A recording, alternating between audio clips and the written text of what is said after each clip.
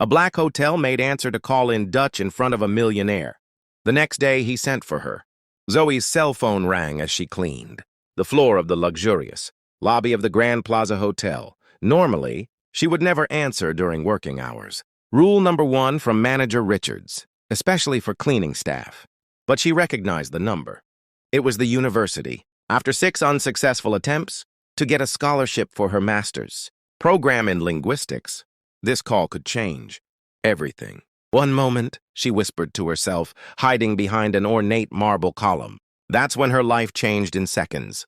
Zoe Johnson, she answered discreetly, hoping not to be noticed by the guests passing through the lobby. The voice on the other end spoke in perfect Dutch. It was Professor Van Staan from the University of Amsterdam. Zoe responded immediately in the same language, her impeccable pronunciation flowing naturally as they discussed details of her application for the international program. Mijn motive was the lot on Mogul Ebb had twee weekend gelen verzanden. Zoe explained, concerned that her letter of motivation had supposedly not arrived. On time, that was when she noticed the sudden silence around her. She looked up and saw Richard Coleman, the billionaire owner of the hotel chain, standing a few feet away, watching her with an undisguised look of surprise. Next to him was Manager Richards, her eyes wide with fury. Zoe swallowed hard. I have to go. Ik bel Jay later. Terry, she said hurriedly in Dutch, hanging up the phone. Johnson in my office now. The manager's voice cut through the air. The walk to the small administrative office in the basement seemed endless. Zoe felt the stares of her colleagues, some pitying, others barely concealing their satisfaction. At 29, she was the only black woman in the cleaning department with a college degree, something that Manager Richards made a point of constantly forgetting. You know the rules, Johnson. No phones during working hours, especially in common areas. Richards fired off as soon as she closed the door. And talking in what was that? French? Dutch? Zoe corrected instinctively, regretting it immediately. I don't care if it was Martian. What I care about is that Mr. Coleman, the owner of this hotel, saw a cleaning lady ignoring her duties to talk on the phone in the lobby. The injustice burned like acid. The white receptionists took personal calls regularly with no consequences. But Zoe knew what was going on. It was the same pattern as always. I'm assigning you to the convention center bathrooms for the next 3 months. Maybe there you can practice as many languages as you want without embarrassing the hotel. Zoe felt her stomach sink. The convention center meant double cleaning shifts after corporate events with no overtime. It was Richard's classic punishment for those who crossed the line. You can go and be thankful you're not being fired. That night was one of the longest. In her small apartment, fellow nurses, Zoe cried silently, staring at her linguistics degree and international certificates framed on the peeling wall. 6 years of cleaning hotel rooms, while trying to save for a master's degree while sending out resumes that never received a response after in-person interviews. The next morning, she arrived early, determined to show professionalism despite the injustice. That's when the phone at the front desk rang. Zoe Johnson called Jennifer, the head receptionist. Human Resources wants you. Right away. The HR department was on the top floor next to the executive offices. Uncharted territory for cleaning staff. In the elevator, she felt invisible as always, surrounded by executives discussing million-dollar mergers without even noticing her. Johnson called the HR director as soon as she entered. Please have a seat. Zoe sat stiffly, preparing for the worst. Termination, most likely. Mr. Coleman has requested a meeting with you. Now the owner's office was bigger than her entire apartment. Richard Coleman, at 45, was famous in the business world for turning bankrupt hotels into luxury properties. And now he was looking directly at her. Dutch, French, Italian, and Mandarin, correct? He asked bluntly, consulting an open folder on the desk. Zoe blinked, confused. How did your resume? I asked HR for it as soon as I heard you yesterday. Honors degree in linguistics from Georgetown. Fluent in 6 languages, 2 of them Asian, and cleaning my hotel for 6 years.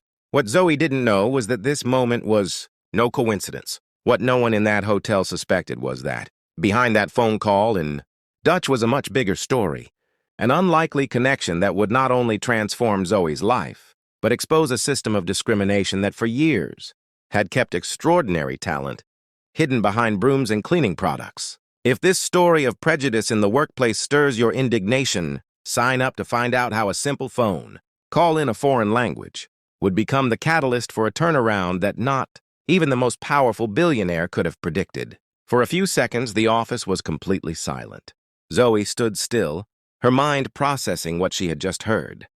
Richard Coleman knew who she was, really knew her, and not just as the invisible woman in a cleaning uniform that everyone ignored in the hallways. 6 years, Coleman repeated, closing the file and crossing his arms. May I ask why a Georgetown-educated linguist is cleaning my bathrooms instead of working on international translations? Zoe took a deep breath. I sent 47 resumes to the International Relations Department of this hotel, all ignored. I tried for an internal transfer 12 times, always denied. By whom? Manager Richards and Mr. Whitmore, Director of Operations. Coleman wrote down the names without batting an eyelid. Curious, Whitmore constantly complains about the lack of multilingual staff for our international clients. His eyes narrowed, especially for Asian conferences. What Coleman didn't say was that he had noticed a disturbing pattern. 3 months earlier, he had hired a consulting firm to discreetly investigate why his East Coast hotels had alarming turnover rates among qualified non-white employees. Zoe, I'll be blunt. Tomorrow, a trade conference with Dutch and Chinese business executives begins. I need someone who speaks both languages fluently and understands cultural nuances. And you want me to clean their rooms?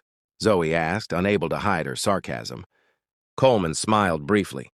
I want you to be our international relations coordinator for the event temporarily. Salary $5,000 a week starting today. Zoe almost dropped her purse. It was more than she earned in 3 months. Why me? There are hundreds of qualified candidates. Because I heard you speak in Dutch like a native. Because you have the qualifications I need. And because I suspect there's something very wrong going on in my company. An hour later, Zoe stepped into the elevator with a new badge and full access to the hotel systems. On her way to HR to finalize the paperwork, she ran into Manager Richards. The shock on the woman's face was priceless. Johnson, what are you doing on this floor without a uniform working? Ms. Richards, International Relations Coordinator, at the direct request of Mr. Coleman. Richards, visibly palled. Impossible. You don't have the qualifications to Georgetown? Fluent in 6 languages, including Mandarin and Dutch, Zoe interrupted, maintaining a professional tone. My resume has been in the hotel's files for 6 years, along with my 12 transfer requests. As the manager stammered out explanations, Zoe continued on her way. In the HR department, she found an unexpected ally, Zoe Williams, a newly hired recruitment analyst who showed genuine enthusiasm. Zoe, finally, I saw your file when I started 3 months ago, and couldn't understand why someone with your qualifications was in housekeeping, Zoe confided as she arranged her transfer. I tried to talk to Whitmore, but he cut me off immediately. That afternoon, as she prepared for the conference in the VIP room, Zoe noticed something disturbing. The event documents contained incorrect and inappropriate translations in Mandarin, which could cause serious diplomatic misunderstandings with the Chinese executives. She quickly corrected the errors, redesigning the welcome materials. How did you know they were wrong? Asked Coleman, who had been silently observing her work from the doorway. The previous translation used terms that could be considered offensive informal corporate Chinese, Zoe explained. Whoever did this knows the basics of the language but not the cultural nuances. Coleman nodded thoughtfully. Whitmore assured me he hired the best translators. It cost a fortune. He hired someone without checking their credentials. Zoe corrected, pointing out a critical error in the translation of a partnership proposal. The next day, the conference began. Zoe glided among the international business executives with natural elegance, switching effortlessly between Dutch and Mandarin, mediating conversations and facilitating connections that would normally take days to establish. During a break, she was approached by Whitmore, the director of operations, a man who had never deigned to speak to her in 6 years. His smile didn't reach his eyes. Miss Johnson, I'm impressed. Richards clearly misjudged your potential. Thank you. Mr. Whitmore, it's impressive how my resume listing fluency in Mandarin was overlooked, especially when the hotel spent $50,000 on inadequate translation services for this conference. Whitmore's smile froze. There must be some misunderstanding. I received confirmation of receipt of every email over the last 6 years. Zoe interrupted calmly. including those alerting you to critical errors in the translations, contracted for Asian events. What Zoe didn't mention was that Zoe had given her access to the translation contract records. The company belonged to Whitmore's niece, who had no proven experience in formal Mandarin, but charged expert rates. Worse, all previous translations contained similar errors that could have cost millions in lost business. On the third day of the conference, something unexpected happened. One of the Dutch businessmen recognized Zoe. "Wait, aren't you the student who wrote that brilliant article on linguistic variation in international business, published in the Journal of Applied Linguistics?" Zoe confirmed, surprised to be recognized. "I've cited your work at 2 conferences," the man exclaimed, calling colleagues over to meet her.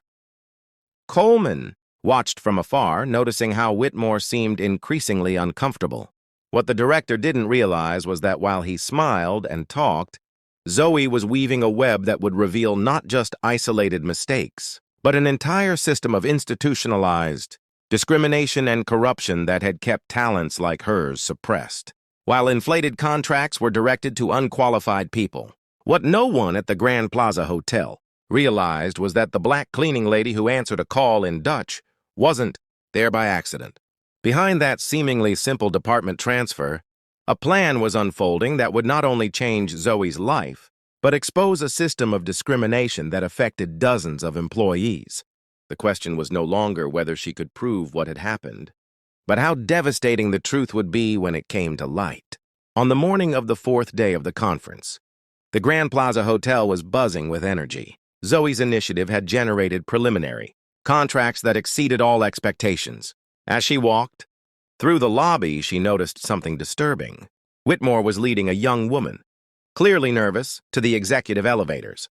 "Miss Whitmore, your Mandarin translation is adequate," he said in a controlled tone. "There's no need for concern." Zoe recognized the last name immediately. The young woman was carrying a folder marked Final Translation, Master Contract. A quick glance as she passed confirmed her suspicions. The same critical errors from before persisted in the text. "Mr. Coleman needs to see this," Zoe thought, hurrying to the CEO's office. Coleman was reviewing documents when she entered unannounced.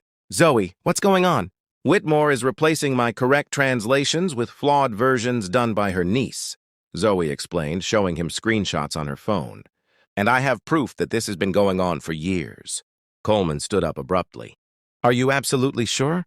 "I have everything documented.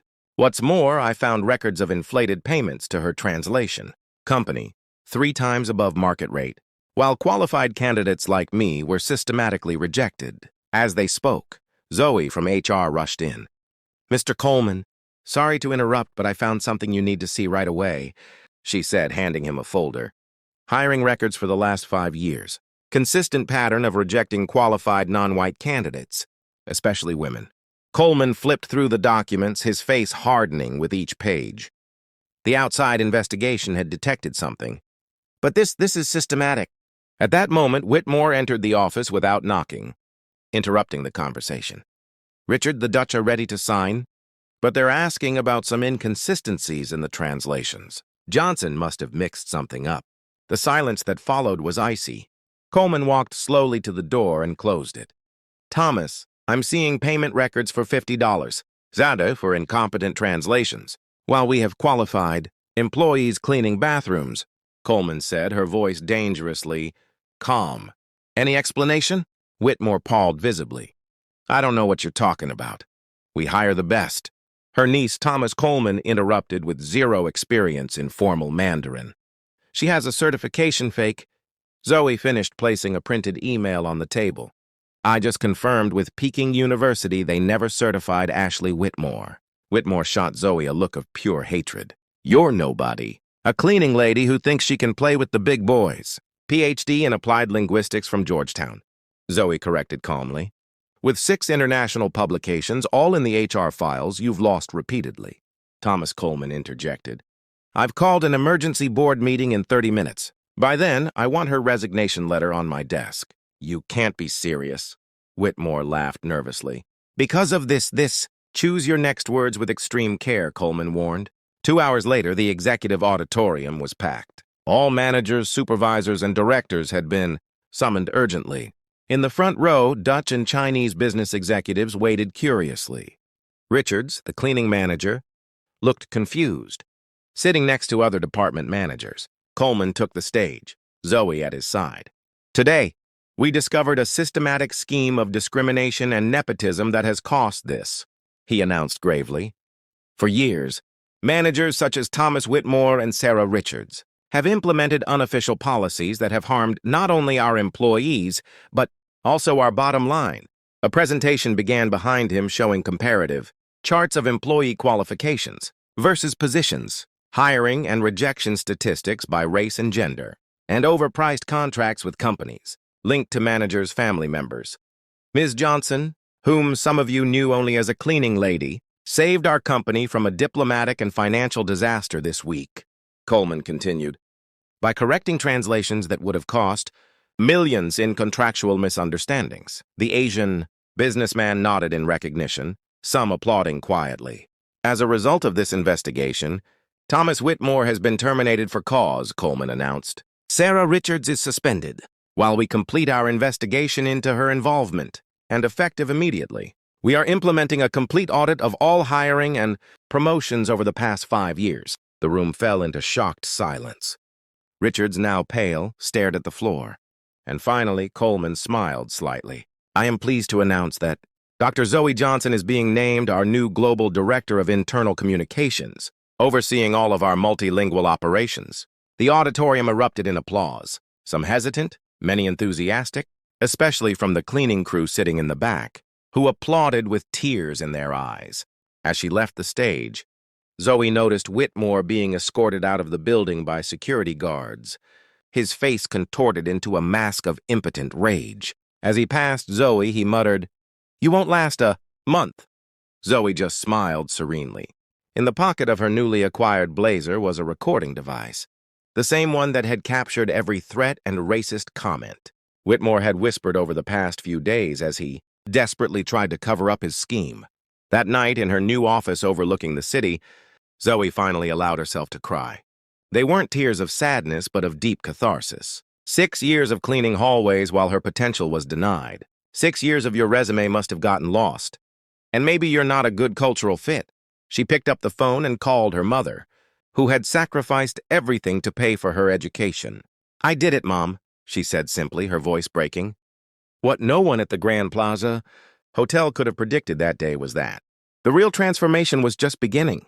While some executives were still digesting the shock of seeing old privileges crumble, others were already realizing the inevitable truth. True talent, when finally unleashed, not only corrects past injustices, but completely redefines the future.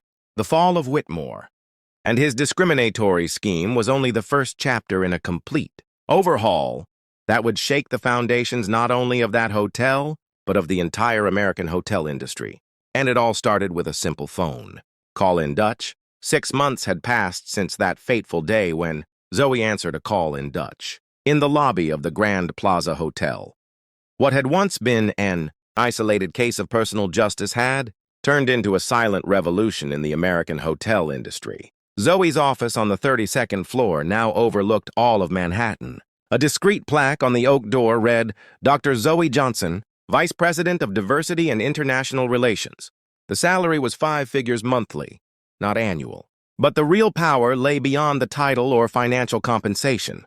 Restructuring committee assembled and waiting.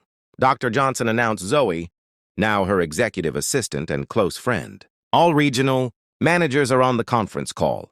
Zoe nodded, taking a deep breath before entering the conference room where Richard Coleman and the board of directors were waiting for her.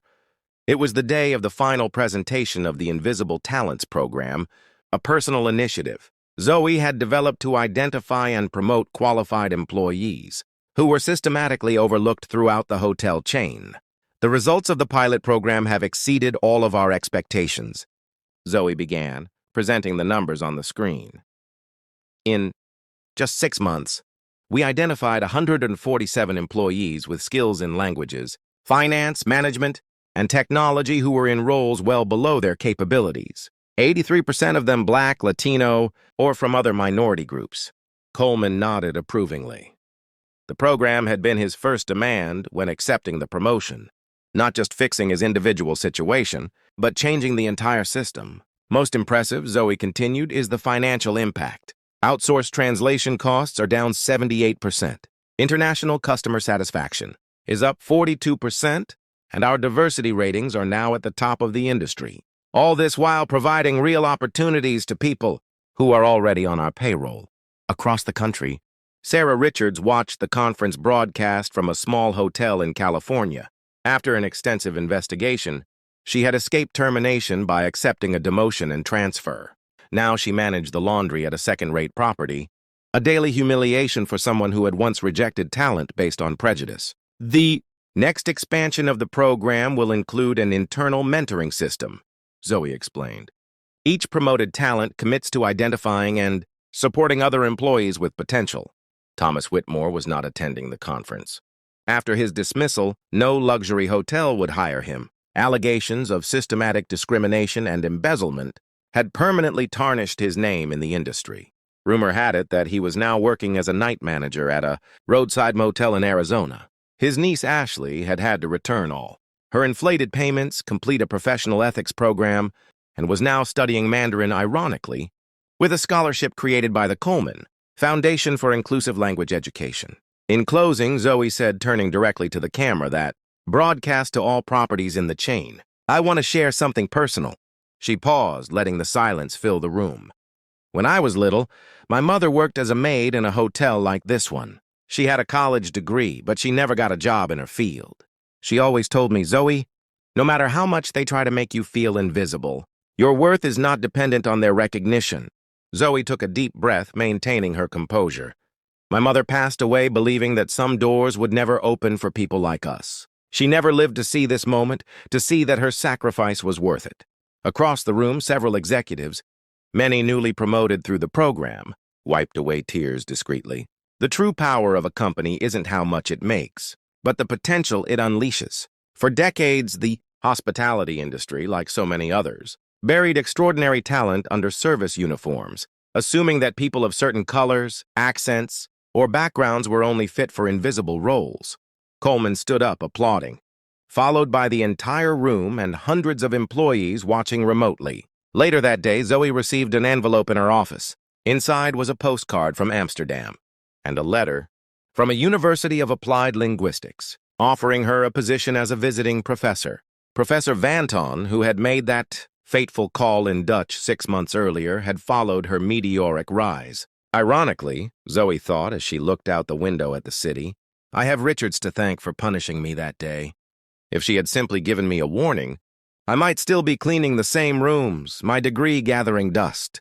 The next day, Zoe officially launched a scholarship fund for hotel employees and their children, financed in part by her new salary. The first beneficiary, the daughter of her former cleaning colleague who dreamed of studying hotel management.